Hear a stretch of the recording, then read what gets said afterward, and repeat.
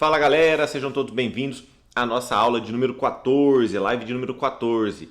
Essa é a última semana, acredito que a gente vai fazer ela ou gravada ou fora do horário combinado aí, que sempre às 19h30 aqui pelo YouTube, toda terça-feira, né? Devido ao motivo estou em viagem, você pode ver que estou num cenário alternativo aqui, estou em outra cidade, estou aqui na casa dos meus pais, em Cuiabá, aqui no Mato Grosso, então por isso que as aulas, né, estão ocorrendo em outro horário, porque normalmente quando eu estou aqui, no período da noite eu estou dando aula. Então por isso eu estou ou colocando, como é o caso de hoje, gravado, ou como aconteceu com outras aulas aí, que elas aconteceram no período mais à noite, né, 11 da noite, que é depois da hora dos cursinhos aqui da cidade. Mas acredito que na próxima terça-feira já vou estar em Maringá e aí as aulas vão acontecer naturalmente, beleza? Mas 14ª semana seguida que a gente tem aula aqui pelo YouTube, beleza?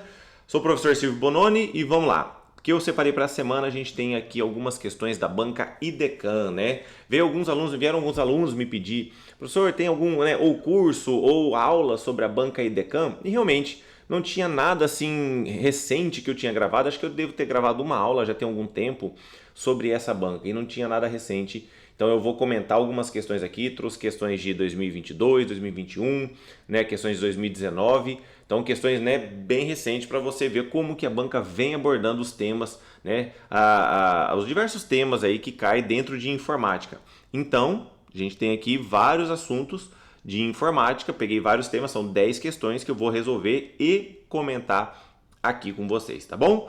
Não deixe de dar o like, se inscrever no canal, para você sempre estar por dentro dos vídeos aí, deixa o joinha, comente se tiver alguma dúvida e vamos lá. Galera, seguinte, então vamos lá. A gente tem aqui, primeira questão nossa para a gente resolver. Opa, primeira questão aqui, deixa eu pegar a caneta minha aqui, vamos lá. Então, IDECAM 2019, uma questão sobre hardware, né? Uma questão sobre hardware para a gente falar aqui. Então, 3 alternativas que ele pede para a gente julgar agora essas 3 alternativas. Vamos lá. Item 1, ele diz o seguinte: o software básico de entrada e saída, o software básico, né, o BIOS, que é o software básico de entrada e saída, né, é gravado na memória ROM. Beleza? Sim, o BIOS ele é o programinha, né, do computador que é gravado em um chip de memória ROM que fica na placa-mãe do computador. Então, BIOS, um sistema da memória ROM, tá? Lembrando que o BIOS já é um sistema que ele já vem armazenado de fábrica, tá? Não esqueça disso. Por quê? Porque quando a gente está falando de memória ROM, via de regra, o usuário não altera o conteúdo, ele já vem salvo a informação. Assim, não é possível desinstalar o BIOS legal, né, do computador, apenas utilizá-lo ou modificar as opções permitidas, onde vem a opção do setup do computador, legal? Então, gabarito 1, verdadeiro aqui. Tá? O setup que já vem em instalação, você, né, mexe as opções do setup, opções básicas ali, mas você não tira o setup, não muda o programa do setup, nada disso. Item 2. O touchpad de um notebook. Silvio, o que é um touchpad? Touchpad no notebook não tem aquele quadradinho mouse que você desliza com o dedo? Aquilo ali é o touchpad. É considerado um dispositivo de entrada e saída sensível ao toque. Bom, que é sensível ao toque? Sim, porque você desliza o dedo ali. Mas é um dispositivo de entrada e saída? Não, saída não é. Ele é um dispositivo de entrada. Ele é para substituir o mouse, né? Então, quando não tem o mouse, tem o touchpad para você mexer ali em relação com os dedos ali para você mexer. Então, o touchpad é só um dispositivo de entrada. Não sai nenhuma informação do touchpad, você só insere informação. Então, o gabarito aqui é falso. Legal? 3. A menor unidade de medida do computador é o bit. Certo, bit é a menor unidade de medida.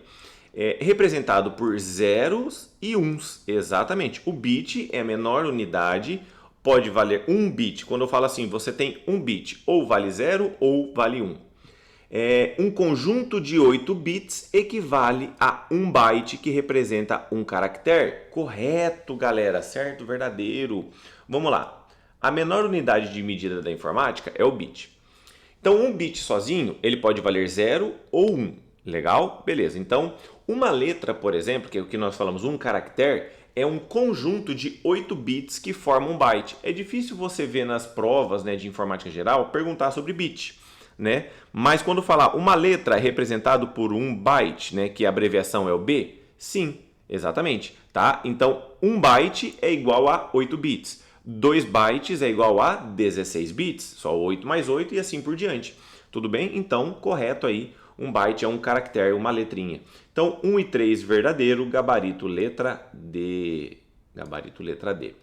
Legal? Então, uma questão sobre hardware aí, né, que está trazendo para a gente aí, para a gente poder resolver aqui. Vamos lá? Beleza? Só uma coisinha aqui. Deixa eu ver aqui uma coisa. Ah, tá. Não, beleza. Vamos lá, então, para a questão número 2. Questão número 2 diz o seguinte, uma questão aqui sobre o Microsoft Office, no caso aqui, o Word, né? A questão do Office 2013 e o Word, né? É a questão que eu falo, ó, falou o Office 2013, a questão caiu em 2018, nada vai mudar em relação aí à forma de resolver, seja o Office 2013, o 2010, 2007, 2016, fique tranquilo. O botão mostrar tudo, que é esse botão que está marcado aqui, né? Parece um P ao contrário. É uma opção que permite ativar ou desativar um modo de exibição. Legal. Ele aparece na guia página inicial do grupo parágrafo, né? Esse grupo aqui, ó. Esse é o grupo parágrafo, tá? Legal. Vamos lá. Enumere adequadamente a coluna da esquerda, né, de acordo com a primeira ali. Galera, o que acontece? Quando você usa esse botãozinho aqui, né, do mostrar tudo aqui, ele vai te ajudar na formatação do texto. Então, por exemplo, eu vou começar falando a resposta de um item aqui, que é esse cara aqui, ó. Ativa ele, por exemplo, e vê esse cara aqui, que são os espaços, tá?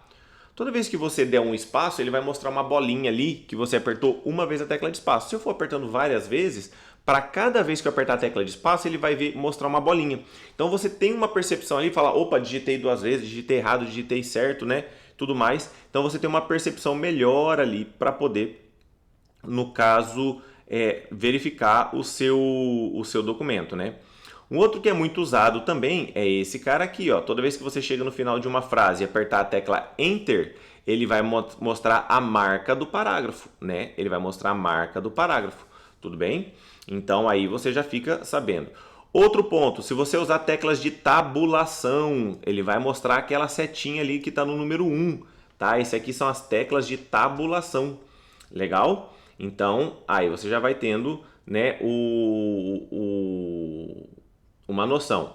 Outro ponto, por exemplo, que você tem, né? Você tem sobre hífens opcionais, no caso, e tem também a parte de poder ocultar texto, né? Então aqui a gente já tem uma noção do gabarito, 1, 2, 3. Então a gente já sabe que esse cara aqui, né, são os hífens opcionais, no caso, e o 5 aqui, que é quando você tem o texto oculto, né? Hífens opcionais, por exemplo, você tem a parte de hifenização, né? Para você saber quando tá usando o hífen de separar o texto, quando você vai usar o hífen, por exemplo, né, para algum termo específico, né, que você realmente queira utilizar o hífen, né, que ele não seja obrigatório no caso. Legal? Então, 4, 5, 1, 2, 3, gabarito letra B.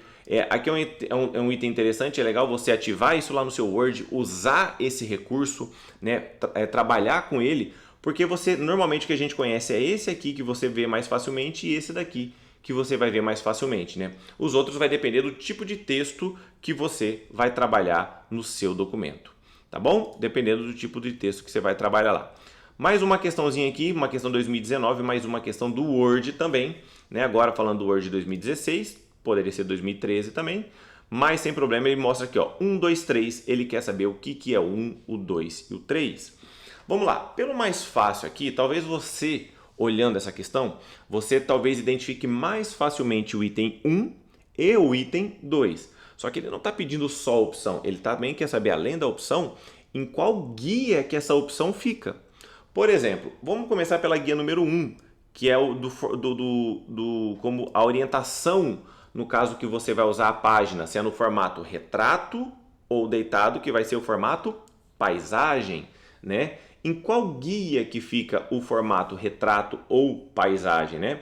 Bom, ela fica na guia, apesar que... Ah, não, ele não está pedindo aqui, né? Não está pedindo. Mas, em todo caso, vamos falar. A guia do retrato e paisagem fica na guia layout ou layout de página. Legal? Layout ou layout de página. Opa, layout ou layout de página. Esse cara aqui, que é a parte de inserir tabelas no do seu documento, né? Qual guia que fica esse cara aqui? Ah, Silvio, fica na guia tabelas. Não, o Word não tem guia tabelas. A parte de tabelas está na guia inserir, tá? Inserir. Inserir. Legal? Inserir. E esse aqui, talvez o número 3, seja o mais complicado para você, tá? Mas sabendo esses dois já fica mais fácil descobrir, né, qual é a resposta. Mas entenda o seguinte, esse cara aqui vai ficar na guia correspondência. Eu vou até para facilitar a escrita aqui, eu vou botar aqui, ó, na guia correspondência, né? Correspondência. Galera, na guia correspondência, tá? Na guia correspondência é onde você vai ter a opção de mala direta, tá? Mala direta. Na guia mala direta, você vai ter, no caso, este cara aqui, que é para quê? Para você selecionar os destinatários de uma mala direta. Silvio, o que é uma mala direta? Né?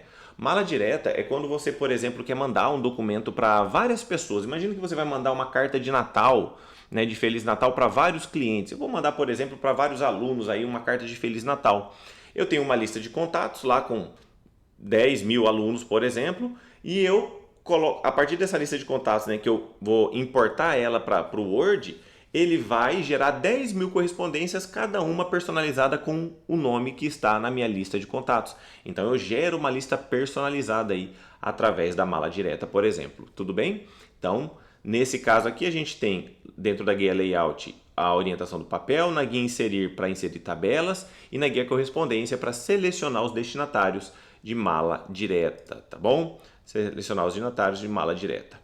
Muito bem, então assim, vê que a banca IDECAM, né, ela vai cobrar um pouco de você conhecimento da parte de edição, conhecimento das opções. Então, a banca que tem questões variadas em relação ao Word, não é, né? Algumas bancas às vezes pende mais para um lado do que para o outro. Aqui não, né? Olhando as questões, né, também já posso te adiantar de forma geral, olhando as questões eu vi o quê? Que a banca ela vai cobrar um pouco das opções, dos botões, do que faz, de edição. Então, para você ter uma noção geral da ferramenta. Então, o que vai ajudar? Resolver muitas questões e mexer com o Word diretamente aí, tá bom? Aí a gente também tem questões do Excel, da parte prática também, sobre a ferramenta. Então, uma banca bem variada. Nem todas as questões elas são muito aprofundadas, mas ela pede o principal aí de utilização das ferramentas. Olha essa questão aqui do Excel. Murilo é estagiário de uma indústria multinacional e diariamente atualiza uma planilha com os preços e alguns produtos baseados na cotação do dólar. A planilha com o Murilo trabalho foi digitada no Excel 2016, tarará. Considerando que o valor da cotação do dólar é utilizado na célula A2, que está aqui, ó, tá aqui a cotação do dólar, 3,81, bons tempos, né?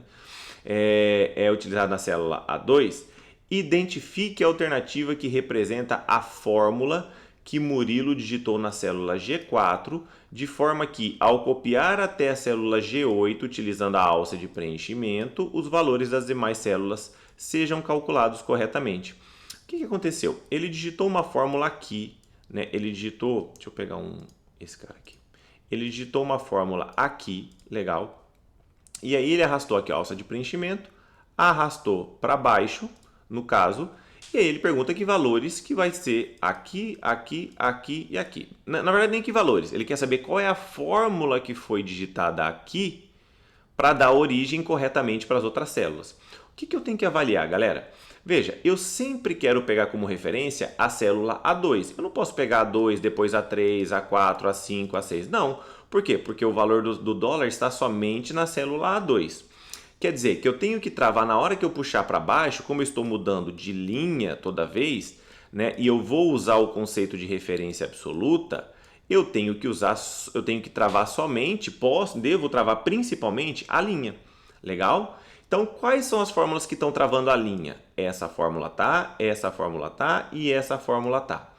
Legal, essa fórmula aqui, ó, ele não trava a linha 2, no caso. O que eu preciso nessa fórmula é sempre travar a linha 2. Ó, nessa daqui, por exemplo, nessa daqui, né, eu tenho que travar a linha 2, nessas que estão em verde. Mas como eu não estou travando, ela vai gerar, ela vai mudar de A2 para A3, A4, então vai sair do 3,81 lá do dólar. Legal? Agora veja. Por que que não é a letra E a resposta certa, né? Porque além de travar a linha 2, isso aqui tá certo, ó, ele fez correto aqui. Só que ele fez errado aqui, ó. Nessa parte ele fez errado, tá? Nessa parte ele fez errado. Por que que ele fez errado aqui? Deixa eu pegar o marca-texto de novo.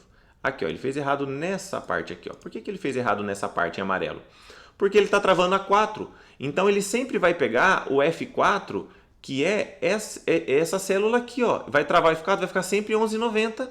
Vai ficar sempre 3,81? Vai, mas ele vai usar sempre o 3,90, porque ele congelou essa linha aqui também. Então vai repetir o 45 e 34 para todas as linhas. Ele não vai pegar essa linha, essa linha, essa linha. Então tá errado.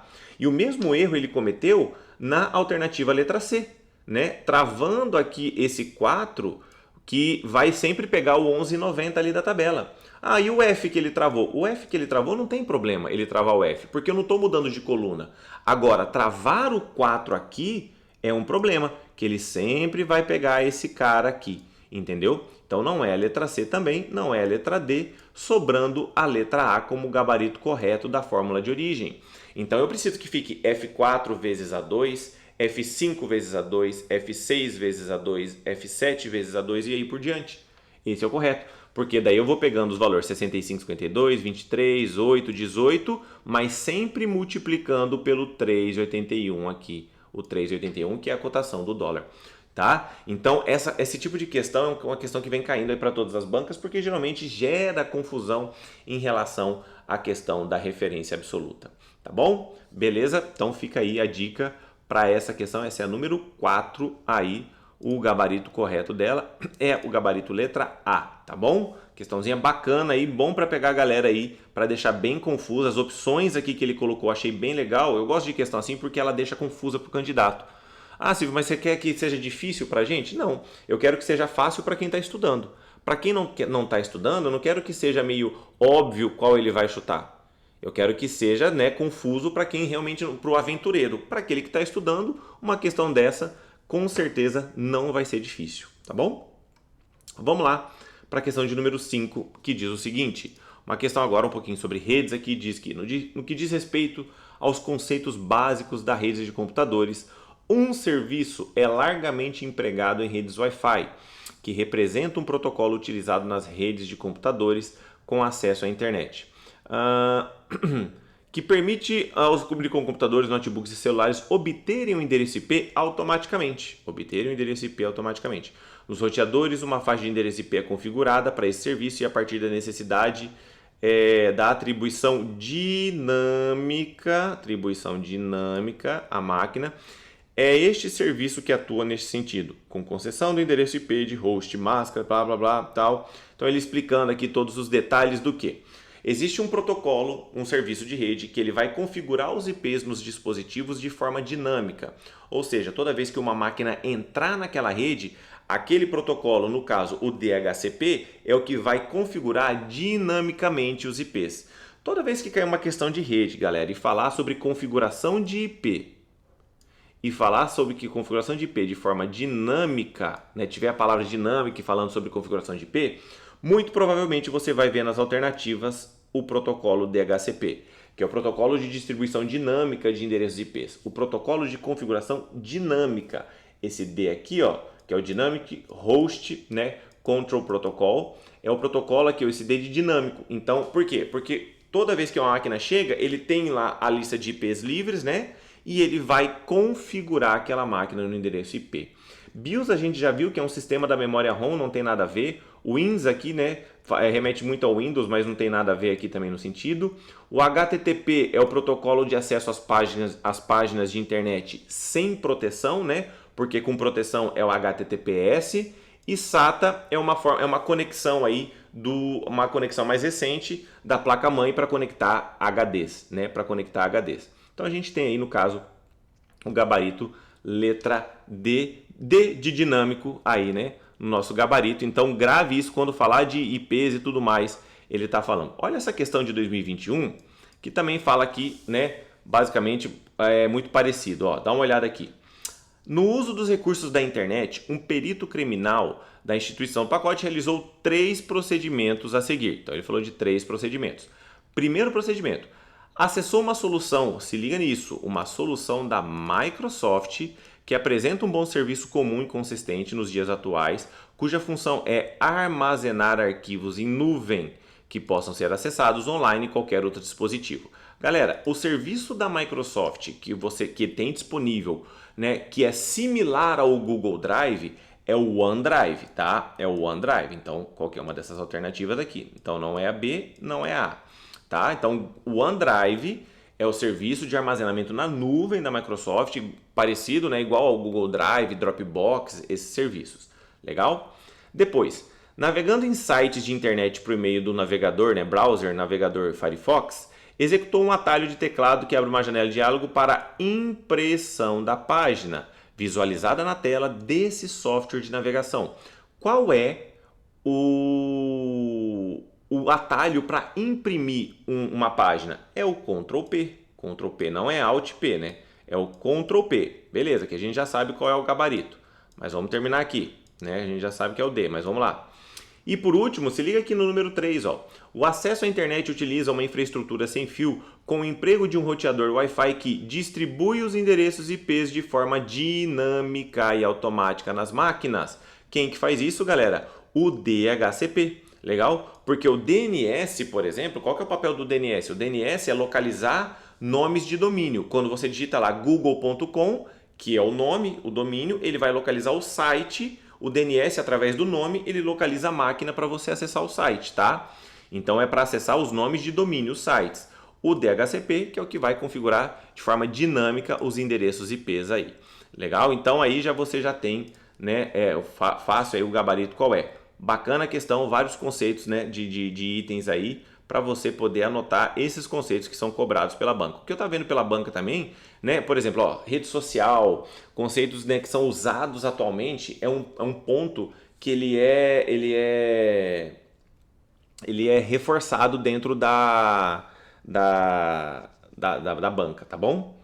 Da banca, vamos lá. Rede social, vamos lá, essa daqui agora. Rede social é uma estrutura social para compartilhar uso de tecnologias, então relação, julgue os itens. Vamos lá. Ele diz o seguinte, item 1. Enquanto o Facebook é a rede social mais utilizada no Brasil, inclusive por empresas que aproveitam para realizar estratégias de publicidade e marketing, o WhatsApp é considerado atualmente um dos principais aplicativos destinados à comunicação e troca de mensagens, e assim como o Facebook, utilizando para interação entre... Opa, já li a 2, não, formal, pulei um, peraí. 1.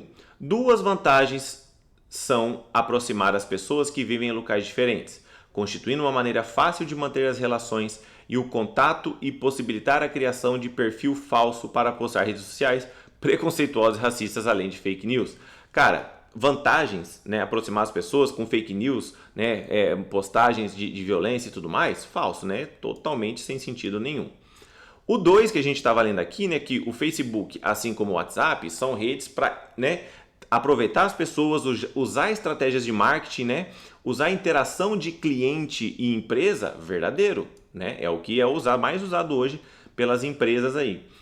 Enquanto o LinkedIn é a maior rede social no foco profissional, então, ó, LinkedIn, para quem não conhece, acesse o site da LinkedIn, tenha um perfil na LinkedIn, que é uma rede social profissional que só vem crescendo fortemente, tá? É o seu currículo na internet hoje, em que os usuários podem publicar informações relacionadas ao mercado de trabalho, oportunidades de emprego, divulgação de serviços e principalmente network. O YouTube é uma plataforma que o usuário pode fazer comentários e interagir com outras pessoas, por isso também é considerado uma rede social, permitindo assistir vídeos de música a aulas e acompanhar programas. Verdadeiro, né? É o que a gente tem hoje, as duas redes. A gente tem uma rede profissional, que é o LinkedIn, né? É onde as empresas até contratam, te acham aí, né, para te contratar. E o YouTube, que é uma rede também que você pode interagir com as pessoas, né? Fazer os comentários, postar vídeo, assistir vídeos. Normalmente são vídeos mais longos, né? Por isso que ele fala sobre aulas. Então 2 e 3 aí tá totalmente correto o item 2 e 3, o que ele fala sobre redes sociais. Legal? Então vê que a gente falou de redes sociais, como por exemplo o Facebook. O WhatsApp não é uma rede social, mas ele é um aplicativo de mensagem, né? de mensagem instantânea, LinkedIn é uma rede social, YouTube também, né, considerado também uma rede social. Então vê aí, né, lembrando que a gente tem outras redes como o Twitter, agora o TikTok também, são redes que, né, já são muito grandes, né? Já são muito grandes. Legal? Vamos agora aqui para a questão número 8, né? Uma questão número 8 que fala aqui um pouco sobre segurança da informação, tema bastante abordado pela banca. Lembrando que segurança da informação é sempre importante ter em mãos a cartilha de segurança para a internet. No que se refere aos aspectos de segurança da informação e da internet serem observados em perícias, um está associado ao tipo de código malicioso que torna inacessíveis os dados armazenados em um equipamento, geralmente usando uma criptografia, exige pagamento de resgate para restabelecer o usuário, geralmente via bitcoins. Essa praga virtual pode se propagar por diversas formas, embora mais comuns sejam por e-mails, com códigos maliciosos em anexos, ou que induzem o usuário a, por exemplo, a seguir um link, e explorando vulnerabilidades em sistemas que não tenham recebido as devidas atualizações de segurança. Galera, quando fala de pagamento de resgate, quando fala de sequestro dos dados inacessíveis, ele sempre está falando do ransomware, tá? Principalmente que ele falou pagamento de resgate, deixou os dados inacessíveis, é o ransomware. Keylogger é quando ele falar que vai fazer um relatório de tudo que é digitado no teclado. Sniffer, quando ele fala de um programa que vai procurar vulnerabilidades na rede do usuário. Spamming é a ação, né, do spam, de disseminar o spam. E o hoaxing está relacionado a boatos na rede, histórias falsas, normalmente envolvendo grandes corporações, né? O hoaxing vai ter um teor mais forte que a fake news aí no caso, tá? Mas falou de sequestro dos dados, criptografar os dados e pedir pagamento de resgate, tá falando do ransomware, tá? Tá falando do ransomware. Olha mais ó, as duas últimas questões também aqui, ó, sobre segurança da informação, tá? Dois termos no contexto da internet são definidos a seguir. Então vamos lá.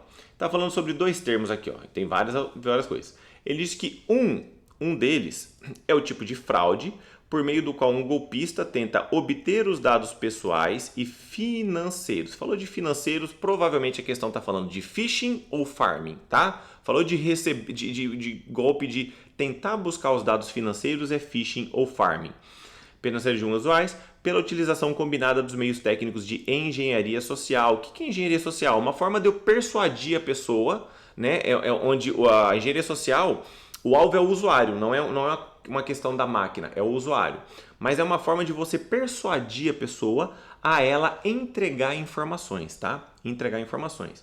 Enquanto uma das formas dessa fraude ocorre por meio do envio de mensagens eletrônicas que tentam se passar por comunicação oficial de uma instituição conhecida, como um banco, uma empresa, um site, procura atrair a atenção do usuário, seja por curiosidade, por caridade ou pela possibilidade de obter alguma vantagem financeira. Então, quando falar de obter vantagens financeiras, que utiliza técnicas de engenharia social, né, que vai tentar persuadir o usuário, ele está falando aqui, galera, do phishing. Em primeiro momento, do phishing. A gente viu que sniffing, ele é procurar uma vulnerabilidade na rede da empresa ou do usuário. Então, não é a DIA. E o número 2, ele fala que é uma mensagem que possui conteúdo alarmante ou falso, geralmente tem como remetente ou aponta autor alguma instituição, empresa importante ou órgão governamental, por meio de uma leitura minuciosa de seu conteúdo. Normalmente é possível identificar informações sem sentido e tentativas de golpe como correntes ou pirâmides. O rootkit, galera, é uma forma de enganar o usuário via sistema, onde o usuário acha que está acessando alguma coisa, mas na verdade está acessando um sistema, o sistema está ali buscando informações dele. Acha que a página é verdadeira, mas não é, mas o sistema está capturando informações.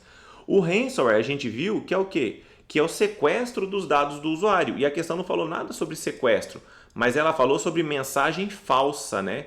Mensagem falsa, eu acabei de explicar para vocês que mensagem falsa é o quê? Mensagem falsa é hoax, tudo bem? Falou de mensagem falsa, é hoax. Então perceba que algumas informações, né, importantes, você consegue ir eliminando. O que é muito legal que eu gostei dessa banca e Decan, né, olhando as questões, é que ela deixa muito claro isso sem margem de dúvida. Ela te dá informações cruciais ali para você saber qual é a opção correta e não falar, me confundir. Não, sem chance de dúvida de se confundir. Legal? Então ele diz aqui, ó, vamos lá, a última questão nossa aqui diz aqui, ó, Larissa recebeu em seu smartphone uma mensagem de texto supostamente enviada pelo banco. Eu já recebi, eu acredito que você também já tenha recebido esse tipo de mensagem aqui, tá? Esse tipo de mensagem, onde você tem aqui, ó, uma mensagem aparentemente de uma instituição financeira pedindo para você clicar num link aqui, né, que provavelmente é um link falso. E ele diz aqui, ó, que ela recebeu, aqui, ó, acreditando se tratar de uma mensagem enviada pelo banco, imediatamente clicou no link. Então veja que esse tipo de fraude, ele te manda uma mensagem, normalmente se passando por uma instituição financeira e pede para você clicar num link falso. Ou seja, ele te joga uma isca para você clicar e digitar os seus dados financeiros.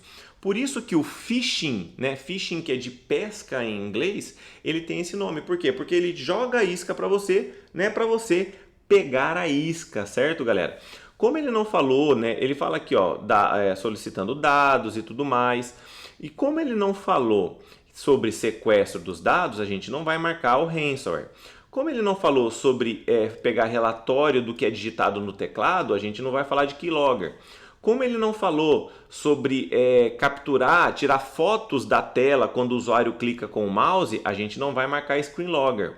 Botnet é uma rede de bots, né? Uma rede de robozinhos que vão executar uma ação de acordo com o controlador. É como um computador controlado por um terceiro, né? Então, uma rede de robozinhos aí, de bots, né, que a gente fala, uma rede de bots no caso, né? Mas quando a gente fala do phishing, que é essa prática de conseguir a informação, né, do usuário. Então a questão sempre vai te dar informações para que você não tenha margem de dúvidas, né? Eu falei para vocês de uma forma muito resumida aqui sobre esses itens, mas você consegue mais detalhes na cartilha de segurança para a internet. E é uma coisa que sempre nos meus cursos que tem essa aula, eu deixo a cartilha, mostro a cartilha, né? Sempre estou falando para os alunos como consumir essa cartilha nos meus cursos de informática, porque é extremamente importante, senão você acaba consumindo muito material além daquilo que você precisa. E a cartilha é, sem dúvida, né, o material que você precisa ali. Então eu sempre estou mostrando para você ter a informação principal, aquela frase que ela é precisa para você poder acertar a questão, né? Para você poder acertar a questão e não ficar, no caso, com margem de dúvidas, que é o principal item, né? O que acontece muitas vezes é o usuário falar, o aluno, né, falar que ficou com alguma dúvida. Então, no caso, a banca IDECAN, ela não deixa essa margem de dúvidas, tá? E aí eu falo para vocês, se você tiver, né, eu não tenho nenhum curso da IDECAN, mas se a galera tiver interesse aí, tiver com prova dificuldade de IDECAN, deixa nos comentários aí, de repente eu posso abrir uma turma só para IDECAN, né, concentrada em questões e teoria ali para ajudar você no seu concurso. E com certeza você vai sim gabaritar a informática aí para conseguir a sua sonhada aprovação, legal? E essa foi a nossa aula de número 14, né, 14ª semana seguida de aulas aqui no YouTube. A gente está só começando, tá? Toda terça-feira. Na terça que vem, muito provavelmente, terça-feira que vem, 19h30, a gente vai ter a nossa aula de número 15 aqui. Se você tiver alguma sugestão, deixa nos comentários. Espero que tenha gostado. Se inscreva, deixa o like e até a próxima aula. Beleza, galera? Beijo grande e até lá.